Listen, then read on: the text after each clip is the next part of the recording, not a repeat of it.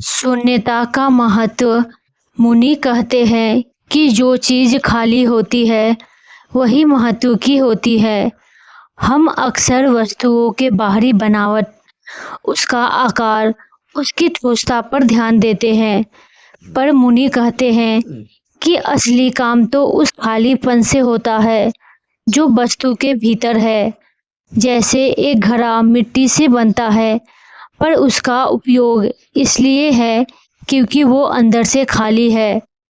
संगीत में सुर सुनाई देते हैं, पर आनंद इसलिए है क्योंकि उसके बीच खामोशी है।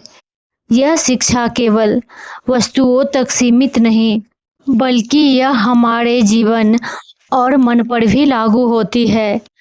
अगर मन विचारों से भरा हुआ है तो ना तो उसमें सृजनशीलता होगी और ना ही शांति।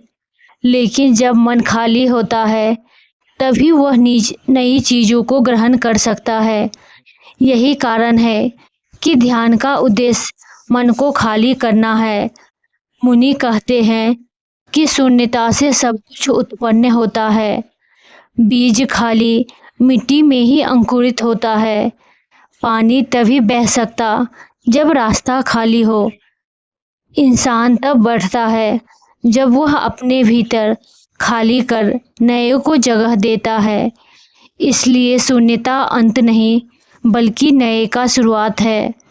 अगर हम हमेशा अपने विचार और अहम से भरे रहे तो दूसरों के लिए जगह ही नहीं बचती। लेकिन जब हम भीतर से खाली होते हैं तब हम दूसरों को समझ सकते हैं। एक कलाकार तभी सृजन कर सकता है जब वह खुला और खाली हो।